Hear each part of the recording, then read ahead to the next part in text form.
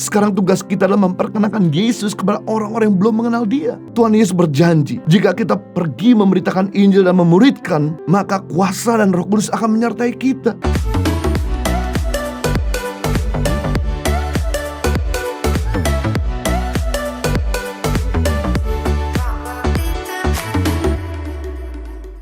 Yang ketiga, bagaimana menjadi history maker? Lakukan kepedulianmu bagi kerajaan Allah. Kalau Anda mau dipakai Tuhan menjadi history maker, Anda harus mengikuti kehendak Allah, mengutamakan kehendaknya, menggenapi rencananya. Kehendak Tuhan yang utama yaitu jangan ada seorang pun binasa, agar mereka semua beroleh hidup yang kekal. Dalam 2 Petrus 3 ayat 9, inilah jantungnya Tuhan. Inilah urat nadinya Tuhan. Tuhan tidak lalai menepati janjinya. Sekalipun ada orang yang menganggapnya sebagai kelalaian, tetapi Ia sabar terhadap kamu karena Ia mengendaki supaya jangan ada seorang pun binasa, melainkan semua orang beroleh hidup yang kekal, berbalik dan bertobat. Wow, jantungnya Tuhan yaitu jangan ada seorang pun binasa. Visinya Tuhan membuat neraka kosong dan surga penuh. Itu sebabnya kalau Anda tahu isi hati Tuhan, Anda ingin menyenangkan hati Tuhan, Anda perlu untuk memperhatikan orang-orang yang belum mengenal Tuhan. Dia datang ke bumi bukan hanya untuk bermain-main di dunia ini, tapi untuk menebus manusia agar yang percaya kepada Dia tidak binasa, melainkan beroleh hidup yang kekal. Itu sebabnya Dia mengambil jalan yang tidak populer, mati di atas kayu salib. Dengan darahnya Dia melayakkan setiap mereka yang percaya kepadanya. Sekarang tugas kita adalah memperkenalkan Yesus kepada orang-orang yang belum mengenal Dia. Tuhan Yesus berjanji, jika kita pergi memberitakan Injil dan memuridkan, maka kuasa dan Roh Kudus akan menyertai kita. Kisah Rasul 1:8. Tapi kamu akan menerima kuasa kalau Roh Kudus turun ke atas kamu, dan kamu akan menjadi saksiku di Yerusalem, seluruh Yudea dan Samaria, dan sampai ke ujung bumi. Kenapa Roh Kudus dan kuasa jarang kita rasakan? Karena kita jarang bersaksi. Berarti kalau kita sering bersaksi, maka kita sering merasakan kuasa dan lawatan Roh Kudus. Saksi adalah seseorang menceritakan sebenarnya. Apa yang dilihat, apa yang dialami, tidak usah ditambah, tidak usah dikurangi. Jadi ceritakan saja kepada orang-orang yang belum mengenal Tuhan, bagaimana Tuhan tolong kita, bagaimana Tuhan selamatkan kita, bagaimana Tuhan pulihkan kita, bagaimana Tuhan sembuhkan kita, bagaimana Tuhan memberkati. Dan waktu kita menceritakan apa yang kita alami, tidak perlu pakai catatan, karena itu keluar dari pengalaman kita. Saat kita menceritakan pada orang, maka kuasa dan Roh Kudus bekerja menjamah mereka, memulihkan mereka, memberi harapan buat mereka, menguatkan mereka, memberkati mereka. Kalau Tuhan bisa jamah Anda, maka Tuhan yang sama juga bisa menjamah mereka. Kalau Tuhan bisa pulihkan Anda, maka Tuhan yang sama juga bisa pulihkan mereka. Kalau Tuhan bisa berkati Anda, maka Tuhan yang sama juga bisa berkati mereka. Kalau Tuhan bisa selamatkan Anda, maka Tuhan yang sama juga bisa selamatkan mereka. Jadi jangan sungkan, jangan takut, jangan ragu-ragu memberitakan Injil. Bersaksilah bagi keluargamu, temanmu, rekan sekerjamu yang belum kenal Tuhan. Dan ketahuilah, satu orang diselamatkan, seisi warga kerajaan Allah bersuka cita. Berarti bukan cuma Tuhan bersuka cita, bukan cuma yang di surga bersuka cita, tapi semua kita yang percaya kepada Tuhan, warga kerajaan, ikut bersuka cita. Jadi kalau Anda ingin mengalami sukacita yang begitu besar, mulai belajar untuk jangan malu bersaksi. Nah, saya mau bagikan langkah praktis memberitakan Injil. Yang pertama, doakan Dia tiap hari. Tuhan kita adalah Tuhan suka menjawab doa. Makanya kenapa kebutuhanmu dipenuhi oleh Tuhan, karena engkau berdoa. Kau minta kesembuhan, Tuhan berikan kesembuhan. Kau minta harta, engkau minta berkat, Tuhan sediakan berkat.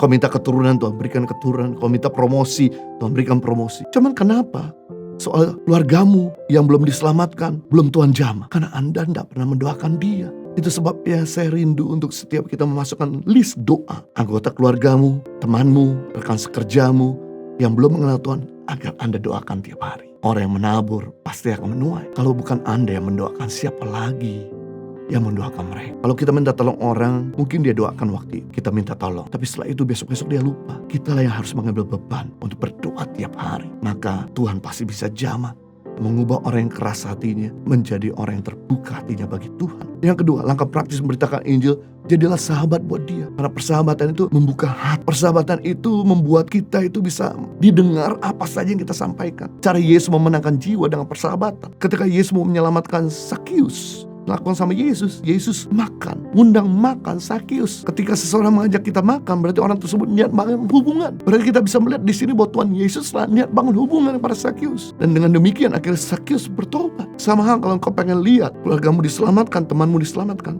Jangan bikin jarak, jangan bikin perpecahan, jangan jadi batu sandungan. Mari kita bangun hubungan. If you want to win people, you have to win their heart. Kalau Anda ingin memenangkan seseorang, perlu menangkan hatinya. Bagaimana menangkan hatinya? Dengan bangun hubungan. Karena hubungan melahirkan otoritas. Yang ketiga, cara praktis memberitakan Injil, mulai bersaksi akan kebaikan Tuhan. Mulai ceritakan pengalaman kita sama Tuhan. Setiap kita pasti punya pengalaman di mana Tuhan menolong, memberkati, memulihkan. Ceritakan. Tuhan tidak mau kita menceritakan yang kita nggak tahu, mengada-ngada, mengarang-arang. Ceritakan apa yang kita alami. Maka orang itu terbuka. Wow, Tuhan besar ya, Tuhan hebat. Ya, Tuhan besar dan Tuhan hebat. Kamu juga bisa ngalami Tuhan, asalkan kamu mau terbuka sama Dia. Yang keempat, mulai ajak dia terima Yesus sebagai Tuhan dan Juru Selamat. Maukah kamu mengundang Yesus masuk dalam hidupmu? Dan Anda boleh pimpin doa terima Yesus. Yang pertama, mengajak orang itu terbuka hatinya untuk Tuhan. Yang kedua, meminta pengampunan. Yang ketiga, yaitu meminta untuk Tuhan Yesus memerintah dalam hidupnya. Yang keempat, mengarahkan untuk menyerahkan tubuh jiwa roh orang itu kepada Tuhan. Dengan demikian orang itu sudah diselamatkan. Sampai Tuhan panggil, pasti dia punya tempat di surga. Dan suruhlah untuk bisa doa tiap hari memanggil nama Tuhan Yesus dan baca firman agar dia bisa mulai makan makanan rohani. Yang kelima, cara praktis memberitakan Injil. Jika dia belum terbuka hatinya akan Kristus, jangan paksa, tapi terus doakan. Cepat atau lambat, waktu Tuhan akan mengubah orang itu. Impact Community Indonesia mengadakan 2 kali ibadah onsite setiap hari Minggu pukul 9 dan 11 waktu Indonesia Barat di MOI, Mall of Indonesia Kelapa Gading, lantai P3. Kedua ibadah disertai ibadah anak dan ibadah remaja. Pastikan kehadiran Anda.